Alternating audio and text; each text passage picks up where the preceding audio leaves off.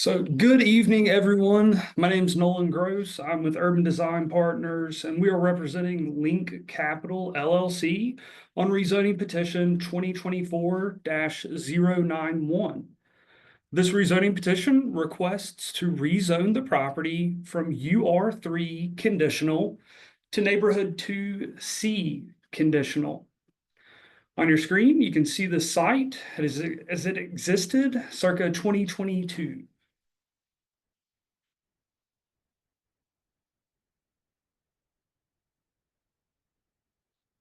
All right. During the presentation, please use the chat box to ask questions. At the end of the presentation, we will answer any questions that have been asked in the chat box, then open the floor for attendees to come off mute and provide additional feedback. If you would like to come off mute during the open question and answer session, please use the raise your hand feature, which is found under the reactions tab. The reactions tab that will help us keep our question and answer session well organized.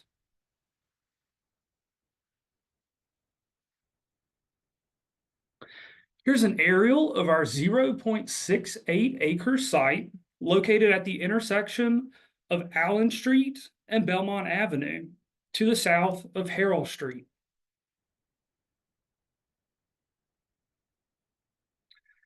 Some additional aerial imagery of the site as it exists today, partially developed.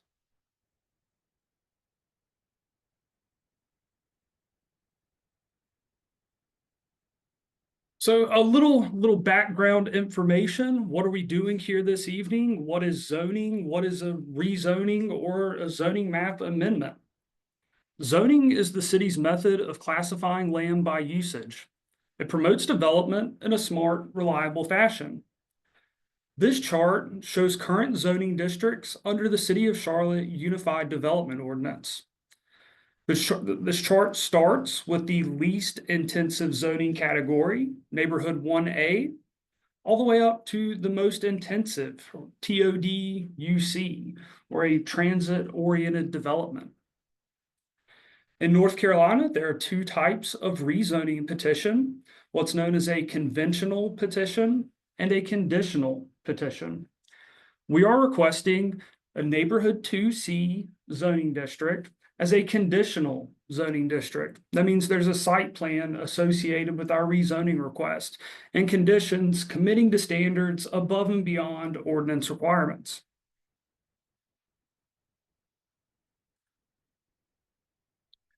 A few other relevant planning related items, the first being the Charlotte 2040 Comprehensive Plan.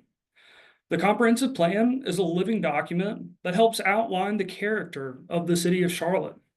This policy framework helps guide development in the near and long term. The Charlotte Unified Development Ordinance, or the UDO. This replaced the City of Charlotte zoning and subdivision ordinances, consolidating regulations that guide development with the vision of the 2040 Comprehensive Plan. There's also the 2040 Policy Map. This is a future land use map, identifying land uses that are most suitable for future development.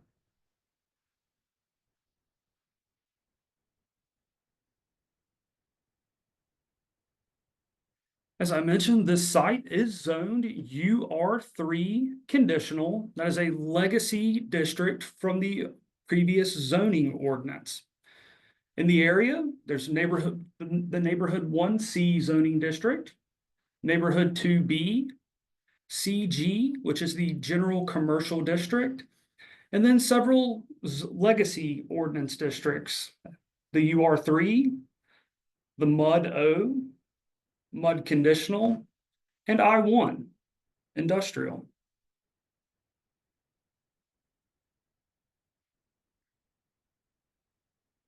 Here's the previous rezoning petition for this site. This site was a conditional rezoning in 2010, petition 2010-013. This proposed attached residential development and commercial uses.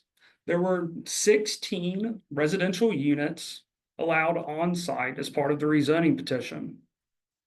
The total commercial area accounted for 5,600 square feet.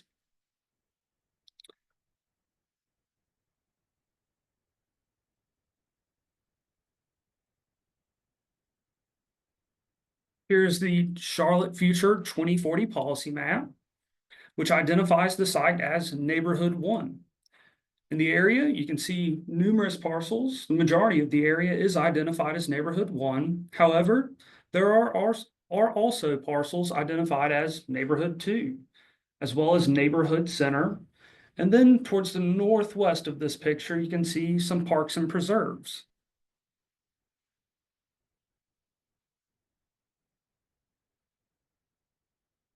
So here is our rezoning site plan for petition 2024-091.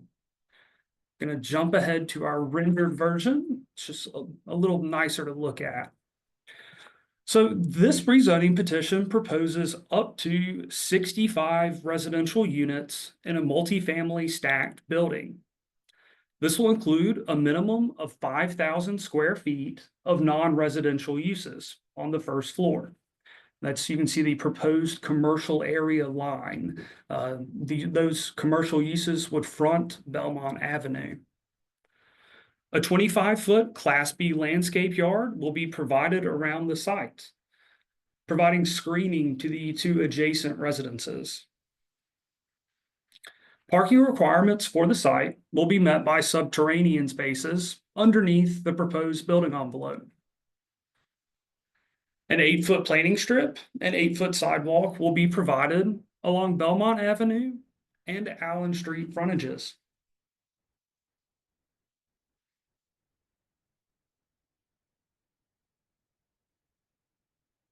Jumping forward, here's a proposed architectural elevation from Urban's Architecture and Design.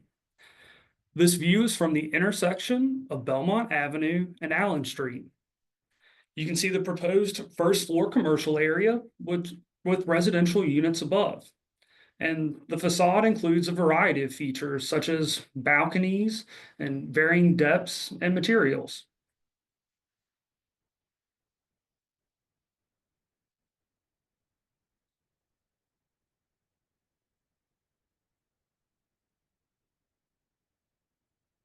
Here's an additional elevation showing the building's height breakdown.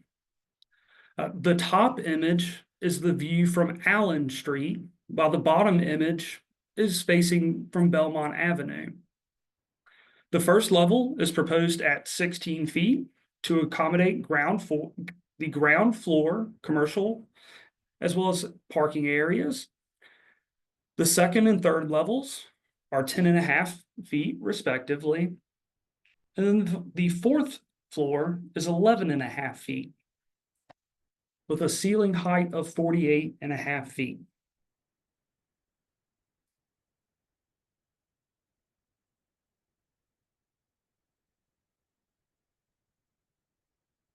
So here's a tentative timeline of rezoning petition 2024-091. This is subject to change pending any necessary deferrals for additional community coordination, coordination with the district rep, coordination with the architect or design team. Tonight, February 11th, 2025, we are hosting our required community meeting. I met with the Belmont Land Use Committee last Monday, February 3rd, at which we were invited to the Belmont Community Association meeting next month, March 4th. We have earmarked that on our calendars and look forward to an additional meeting with the community. We are anticipating going to a public hearing on April 21st of 2025, which will be followed by a zoning committee recommendation on May 6th, and ultimately a potential city council decision on May 23rd.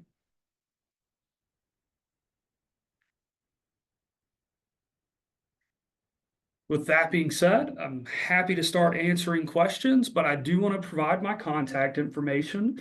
Many of you might have received an email from me with the meeting registration, but if you did not, feel free to reach out to me after this meeting if you have questions. Send me an email, give me a phone call. I'm happy to meet with you one-on-one or in a group setting if you have any additional questions. We also are recording this meeting and it will be posted online on our website at www.urbandesignpartners.com/rezoning. And that should be up before the end of the week. So with that being said, I'm going to jump back to our rendered site plan and start going through the chat box.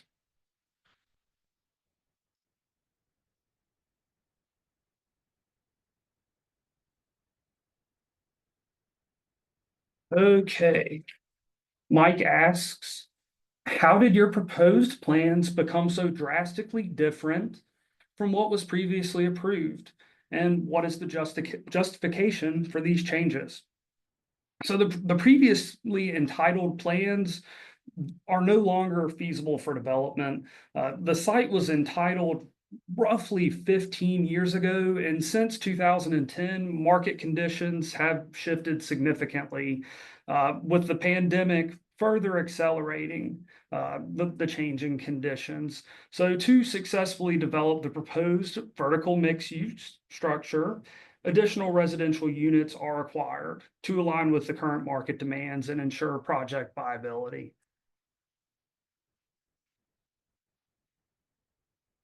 Okay, next question. What is the proposed exterior height of the building? You gave interior, and how does that compare to the houses next door? Yes, so our finished height is 48 feet 6 inches to the ceiling level. I I did look at the abutting homes next door. There's a 2-story home that was built, I believe, in 2023, as well as a 1-story structure. I'm unable to pull those building heights off of any permitting data or off of Polaris. But our building height is in alignment with what's allowed in the neighborhood 1A zoning district, which is 48 feet.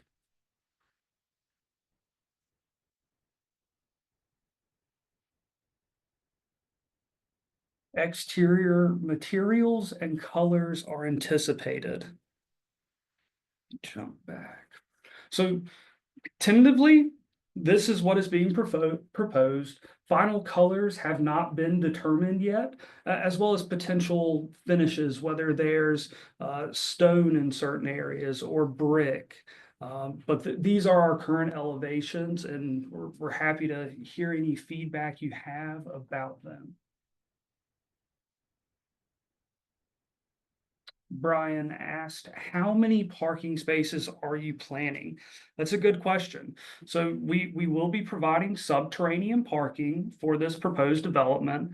And based on our current yield studies, we're looking at around 90 underground parking spaces, which is more than is required by the ordinance for the 5,000 square feet of commercial use, as well as 65 multifamily stacked residential units.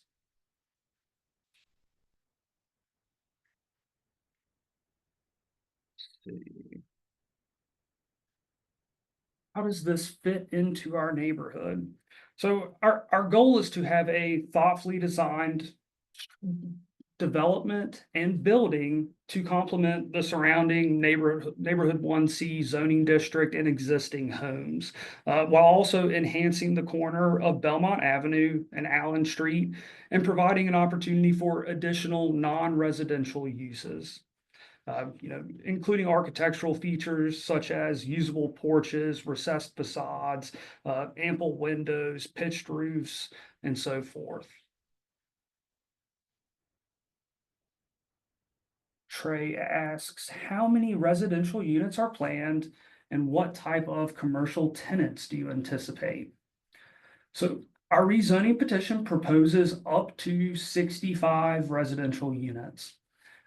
Types of commercial tenants, it has not been fully determined, but our intent is neighborhood commercial type uses, whether that be small office, a mom and pop type neighborhood retail, a neighborhood wine bar, things of that nature. There's a use in the Unified Development Ordinance that describes neighborhood commercial establishments, which are the types of uses we would look to bring here.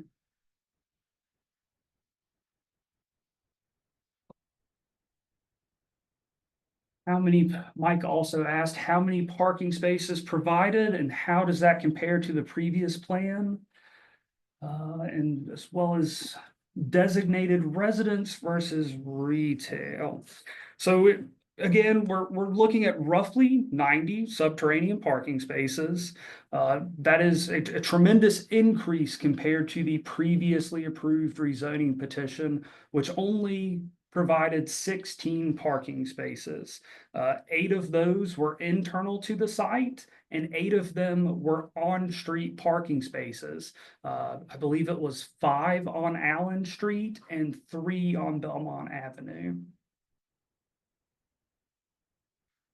We're still determining the final breakdown of designated spaces for residents versus the retail component. We will have more than is required by ordinance, so we'll have some flexibility in that final breakdown.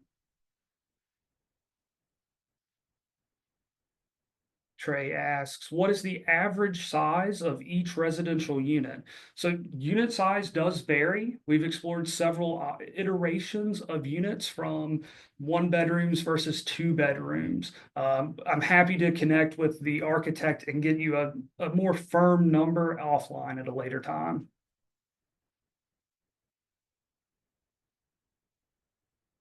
All right, Mike asks, will there be any restrictions on commercial deliveries or trash pickup times to minimize disruption to nearby homes?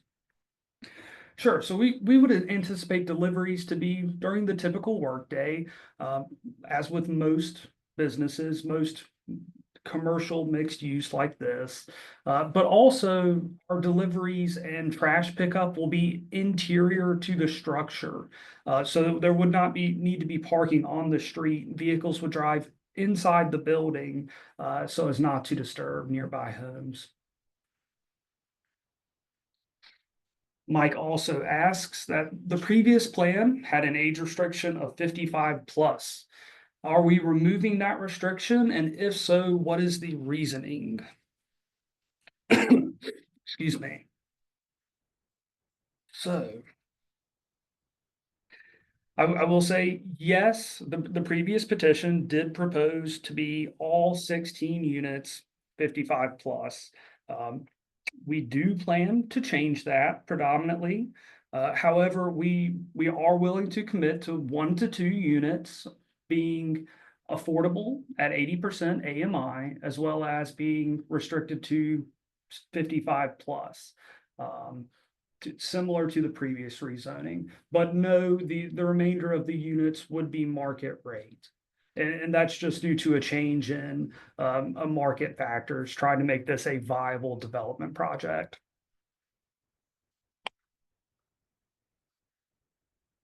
Teresa asked, was the previous owner involved in this proposal? I am not aware of who the previous owner was. No, they were not involved in this proposal. Mike asks, what types of commercial uses? So I touched on that earlier. Neighborhood retail, neighborhood commercial uses. Vicky asks, let's see. Isn't the exterior height 57 feet? So to the peak of the roof, approximately 57 feet, yes.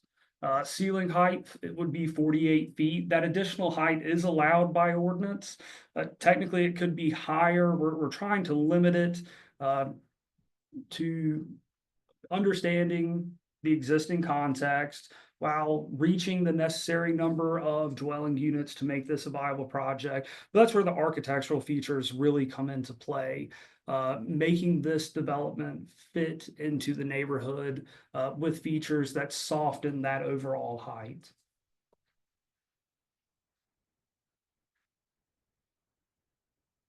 Ed asked, roof height, yes, 57 feet.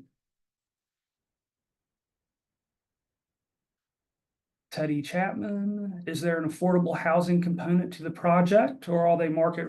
So I touched on that a little bit earlier. We're willing to commit to some units affordable as well as age restricted. The rest would be market rate.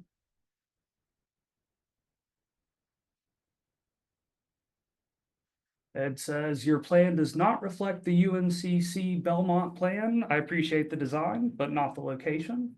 Understood. Ed, appreciate you being here and your feedback.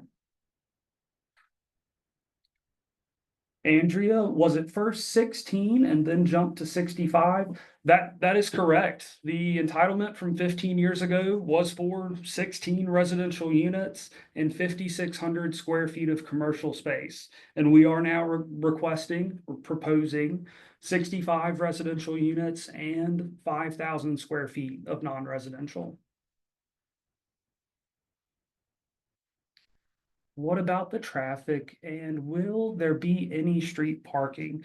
So Teresa, we do not have any intention to provide street parking here. All of our parking will be internal to the site. There are some roadway improvements, some right-of-way dedication, providing 8-foot sidewalks and 8-foot planting strips along the frontages. But we have not been informed that these streets need to be local residential wide, which would allow the on-street parking. That Tatiana, that kind of hits on the improvements to the area, the frontage improvements that would be provided as part of redevelopment of this site. Andrea. 65 units doesn't seem to fit. Why so many? So trying to ensure this is a viable project and that it does not, construction does not stop and leave the condition that it is in today. We want this project to be developed, and with this unit count and with this amount of commercial space, it is a viable development project. Trey's asking about residential units being for sale. Yes, Trey, the intent is for these units to be for sale, market rate units, aside from the one or two that would be recorded as 80% AMI with that 55 plus restriction.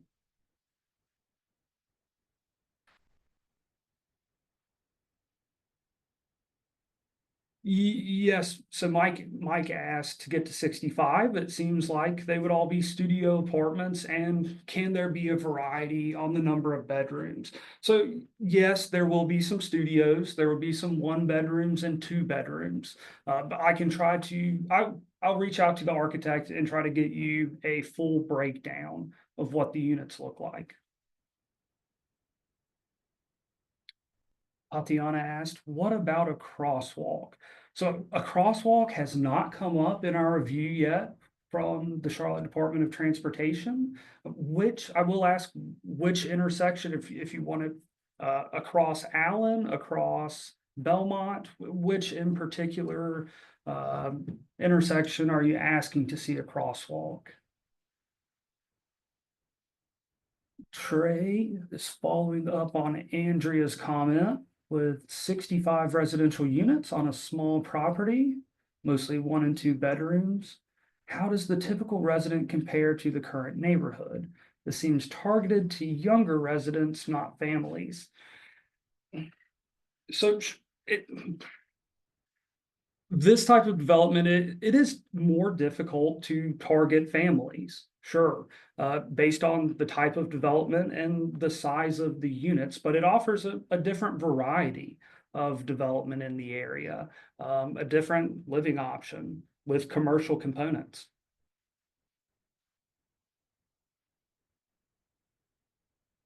And No, thanks. How are you going to communicate with current residents if visitors start parking near their homes? The site will have more than enough parking to accommodate residents, to accommodate commercial space, and to accommodate visitors. If there is on-street parking issues, we're happy to address those at that later date.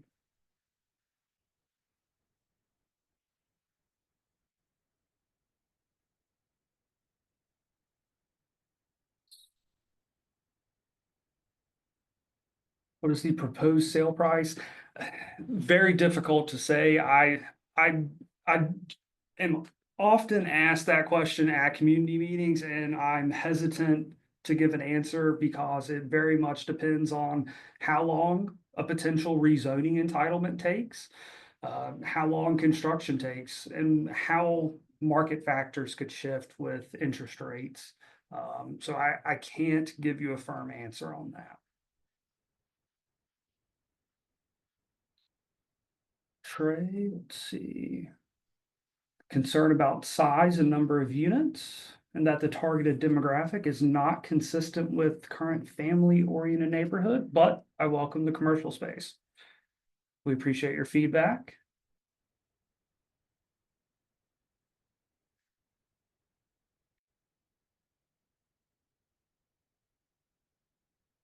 What percentage of the overall cost goes to subterranean parking? Subterranean parking is expensive, yes. But there's not space to surface park this site. It is the best option, and it's also less protrusive into the neighborhood as opposed to going vertical with parking.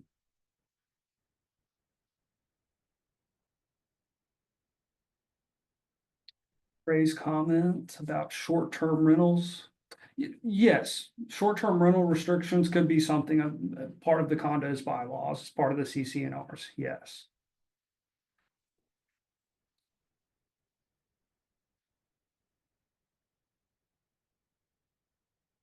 With so many more residents, will there be a better light and stop signage put up in Belmont Allen Siegel intersection? That's a great question. So we would have to provide lighting as part of this development.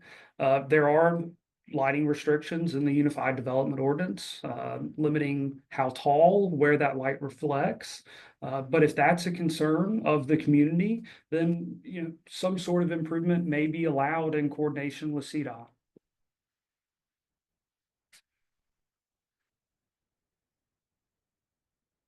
Okay, Mike, in what ways is this project exceeding the minimum required by zoning? So we're beyond the minimum zoning requirements, committing to 1 to 2 affordable housing units, which are going to be reserved for seniors 55 plus. We're also incorporating enhanced architectural standards, which are demonstrated in our provided elevations.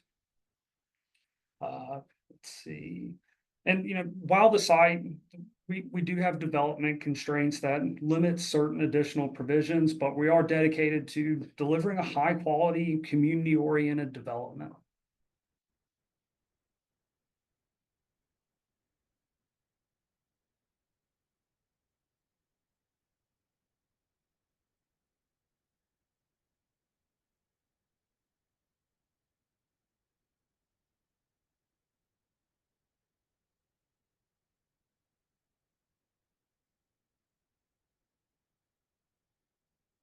How many of your other developments in the neighborhood do you still own? So I can't speak to that. I'm the rezoning agent for this project representing the petitioner. We do not personally own the property. Trey, there are a number of utility poles on and in front of the site along Belmont. Will these utilities be relocated and preferably buried? Let me see if I can get to an aerial, Trey.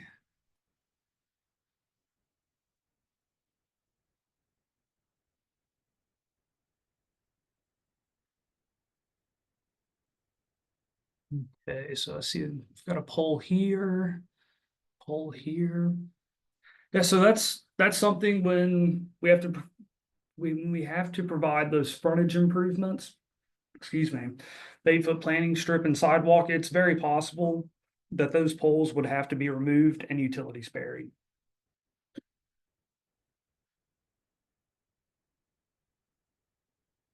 How will construction impact the current residents if this is approved?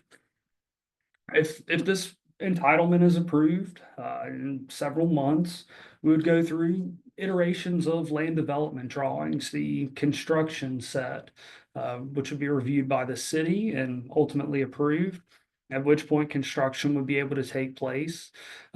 Construction would have to take place on site during typical business hours as required by the Unified Development Ordinance. There's limitations on not being out after dusk, not being up before sunrise, and things of that nature to try to lessen the impact on the community. Trey asks, will the current on-site construction be used at all? So no, the current construction would not be used. It would need to be removed.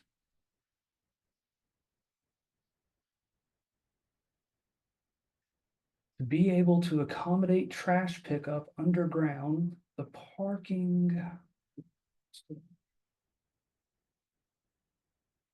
The garage opening will be huge. Can you show us where the opening is on the rendering? Yeah, so it's hard to see on this rendering, Mike. It's in this area to get to the underground, but also remember that first floor is 16 feet tall. So there would be ample space. Any estimate on construction timeline? What date is the developer targeting for completion? It's all very dependent on the entitlement, be it the rezoning process and the land development drawing review process. All in told, the rezoning process, if we were approved based on our tentative timeline, which would be May 23rd, so jumping ahead 3.5 months, and assuming several review cycles, roughly 6 to 8 additional months, breaking ground, mobilizing. I would say likely breaking ground. Let's see, May, early 2026. Targeting for completion, I do not have that information at this time.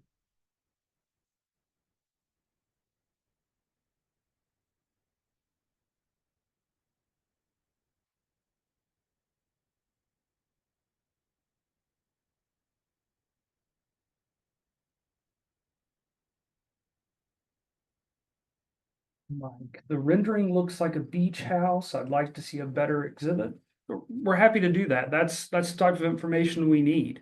We want to provide a very nice looking product in the community that fits.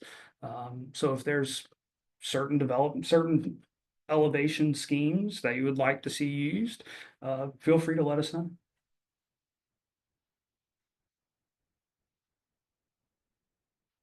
Does the Allen Street side look like the other side facing the house with the pool? There are there is a balcony proposed here. I do not have the rear side though with this elevation.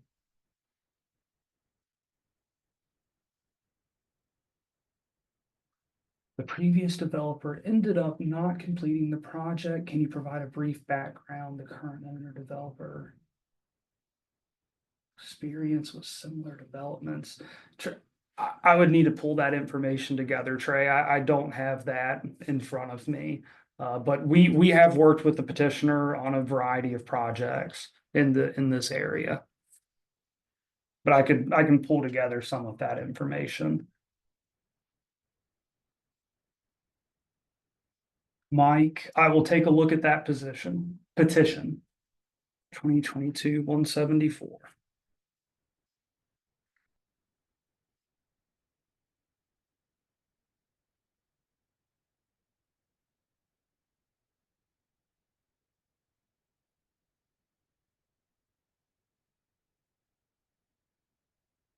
Rear side balconies would be tough. Yeah, understood, Elizabeth. We can look into that and confirm whether or not those are proposed to have balconies. They may just have windows as opposed to the balconies to give privacy to those existing residences. Has the owner built any other projects in the middle of a neighborhood? Uh, They've completed a variety of development projects, whether it be infill development.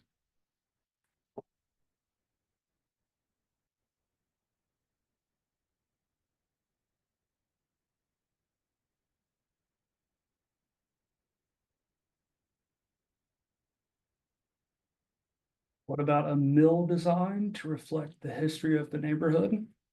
Happy to explore that as an option.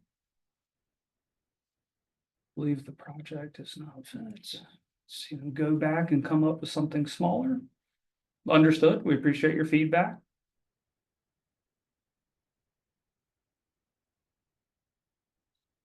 If you would like a list of specific projects, I can work on bringing that together for you.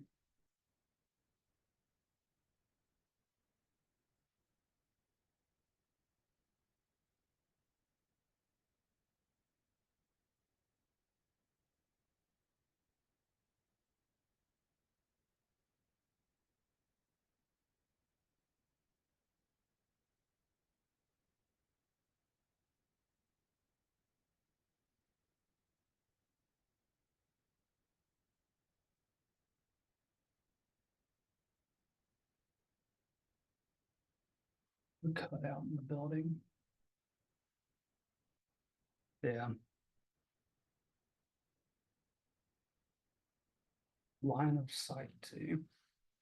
Yeah, it is different than the previous petition, Mike. It's a larger singular building as opposed to multiple structures. But the previous entitlement isn't developable on this site. But we can explore certain options.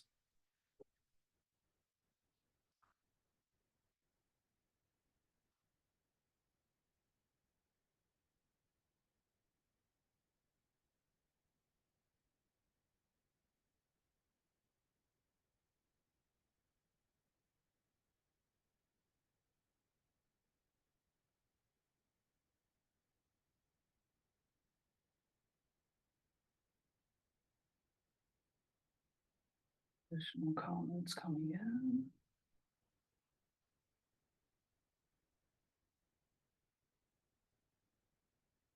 Looks like we have a quick break in comments. If anyone would like to come off mute and provide any additional feedback, we appreciate all of the questions and comments in the chat box, though. This has been great and very well organized.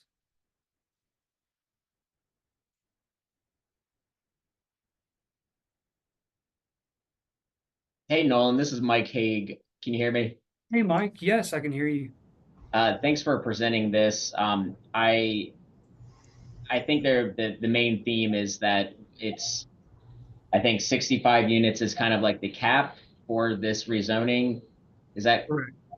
um I I feel like that we would like to see that be fewer units. It just seems excessive, and I get the meeting market and to make this a viable project.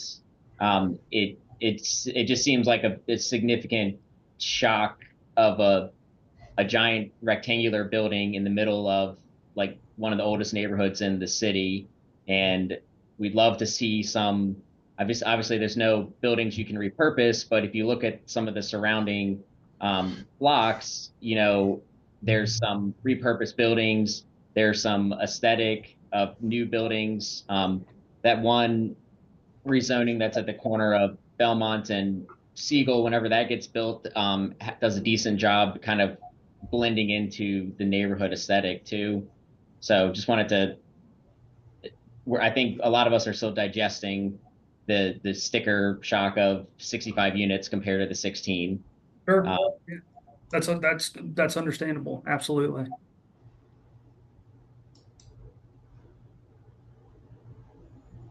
and to echo what Vicky just added, the height, the reduction in heights or something, it seems overpowering overall. Okay. Thank you. Thank you. Thank you for joining us this evening and all of your feedback and questions. So I have a quick question also. Just looking at this rendering here, and I see on the top coming out of the roof, the windows there. Is there anything on top of those windows? Is that a deck or something like that? Or is that just a flat roof? It's a flat roof coming out of the pitched roof. That's the ceiling height. That's measured on this next slide. Mhm. Where would the air conditioning units be in the rendering like this? Air conditioning is likely going to end up being internal to the development. Okay.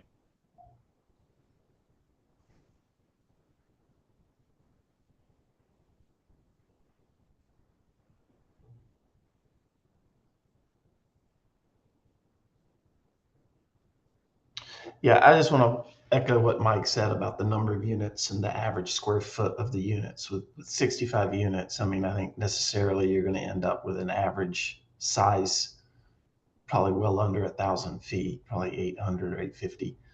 Um, and my concern on that is not just the number of units, the number of cars and traffic coming in and out, but the people that are likely to buy that are going to be younger people, which we do like to see.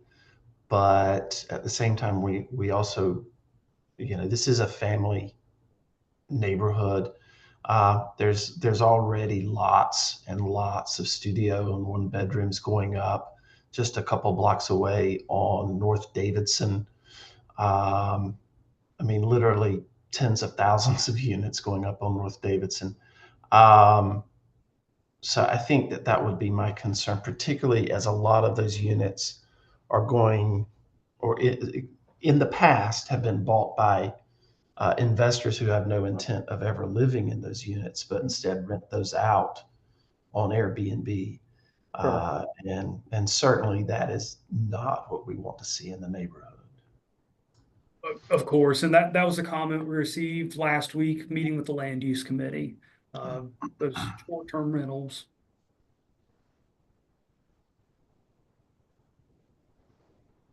And this is, just to reiterate, these are to be condos, not apartments. Correct. And will there be elevators then too? Yes, there would be an elevator. Okay.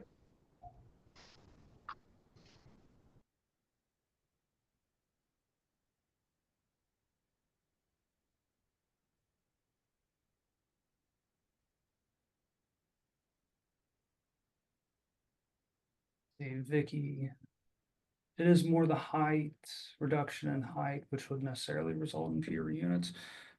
Potentially, looking at the heights, some of these may be able to reduce while still keeping the floors. I mean, we have 11 and a half, excuse me, foot fourth floor, 10 and a half second and third, and then a 16-foot first floor.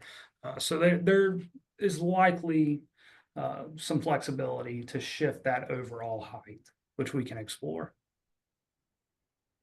I would be curious to explore the heights, especially on the sides. Just as if this is the height it's going to be, I guess that could be appropriate at the corner, but if it's some way to kind of step down on either end, that might be a way to blend this back into the neighborhood a little bit better too. Okay. Thank you, Mike. That's a good point.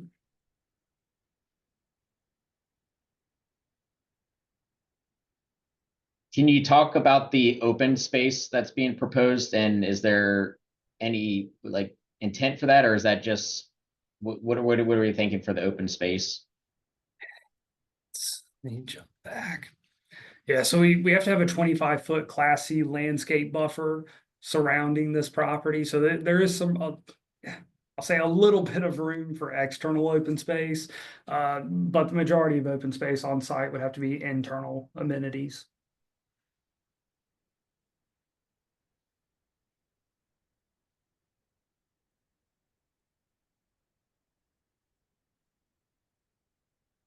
And Sorry, go ahead, Mike. it just like looking at the setbacks, I see the building is right at the setback requirements, especially on Belmont. Just an idea or thought if the building could be tweaked is to have it be more in line with the adjacent buildings. One of the nice things about the previous design, and I know I keep going back to the previous approved design, was there was kind of on the one corner, the top left corner there, it was a little bit farther set back. And then you kind of, yeah, it was set back on the left side. And then it kind of created like a little bit of a plaza there. And then you had your kind of cutout corner as well, which was closer to the road. It kind of just made it feel, it felt like there was more thought put into the design with like the variety versus just kind of a rectangular grid. I recognize that it's more affordable to create a rectangle, especially with the infrastructure and stuff, but just seeing that variety in depths more than just some facade windows and stuff, I think would also help. Sure. Yeah, we happy to explore options for this site. But again, this entitlement on the screen was also under a very different ordinance than what we're working with today. Understood, for sure.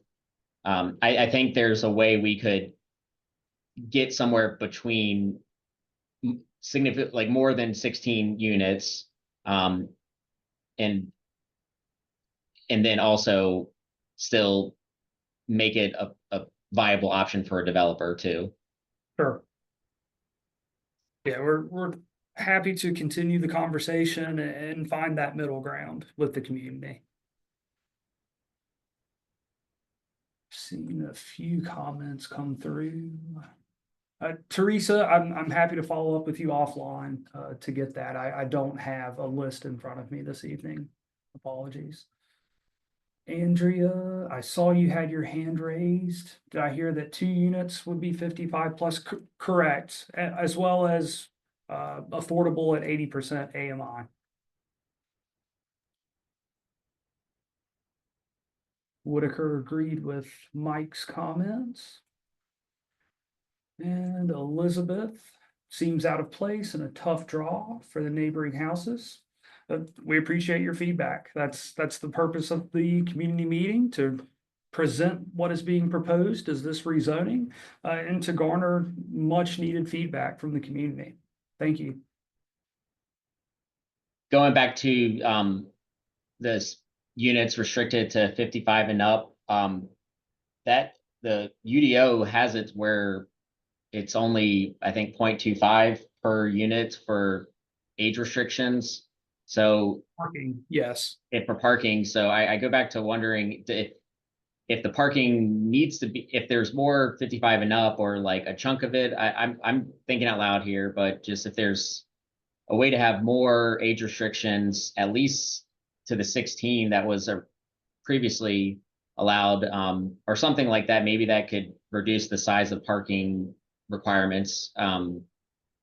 I can't speak for everyone on that one, but these are just thoughts that I'm thinking. Yeah, no, understood. And balancing parking is always a difficult game, because you don't want to over park a site, but you want to make sure you have adequate parking for residents, for visitors, and especially in a mixed use site with commercial users as well. So we'll continue exploring that. Yeah, understood. And we don't want all the end up having cars all throughout the neighborhood park. So yeah, I definitely understand that too.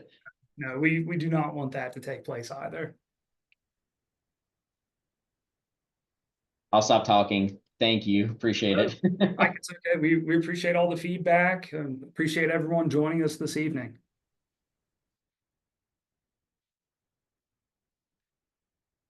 Heather, I am in support of it if some of the height can be addressed for houses close by. Understood, Heather, we appreciate that. Thank you. And we'll continue to look at exploring height as well as unit counts and parking.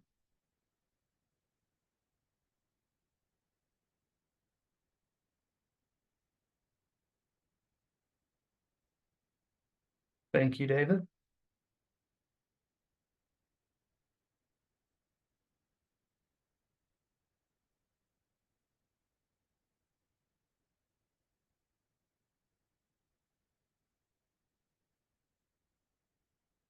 You residents who emailed and called the number. I received a call about 10 minutes before we started and sent out one invitation. I apologize if anyone did not receive one that would have liked to, but we are recording this meeting and it will be posted online at our website. So everyone is free to watch the recording. And if anyone would like to reach out to me, let me go ahead and put my contact information back on the screen. Teresa, feel free to share my contact information with anyone who was unable to attend this meeting. I'm happy to schedule a follow-up meeting with them if they would like to have a phone call, schedule a virtual meeting, or we could schedule a time one day to grab coffee and talk about the proposal. I'm happy to do that at a future date. Robin Odell, my concern is the utilities, water and sewer. Will these units have an impact on the utilities? Sure. So Charlotte Water does review rezoning petitions and lets us know that if there are facilities in the area, should the rezoning be approved, we would have to move forward with a capacity assurance letter, ensuring that there are utilities. So we would have to make sure there are ample utilities on site to serve this potential development.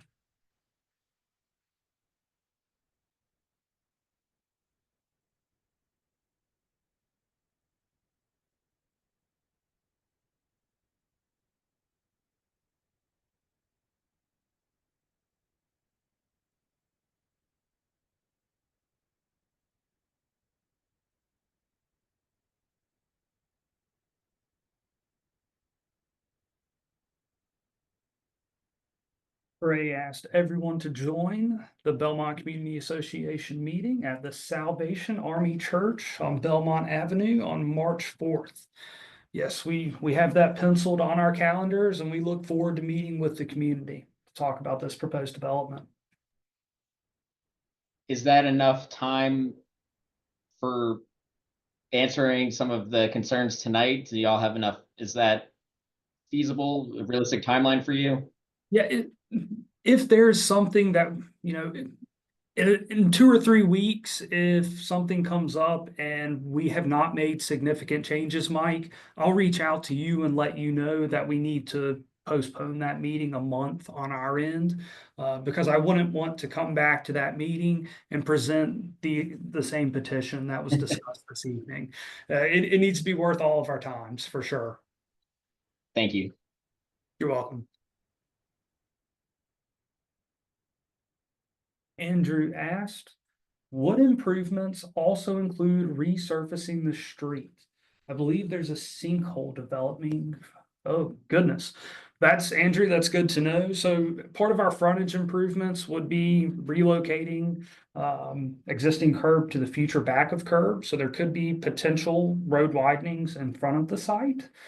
Depending where that sinkhole is, I'm not sure, but always recommend reporting roadway incidents to CDOT or NCDOT, in this case, CDOT.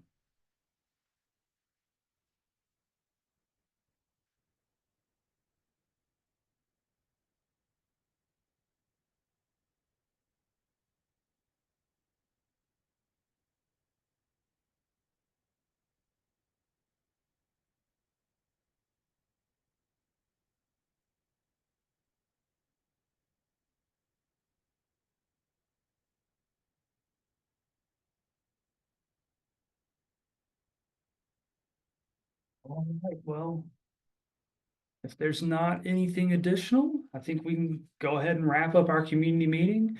Again, this recording will be posted online at our website at urbandesignpartners.com/rezoning. Give us a few days, but we should be able to have it online by the end of the week.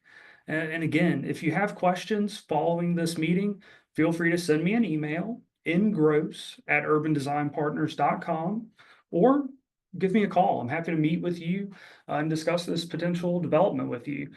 704-334-3303.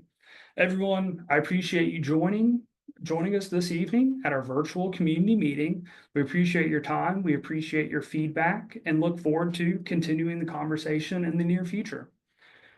So with that being said, we will call our meeting adjourned. Hope everyone has a great evening and a great rest of your week. Thank you. Take care.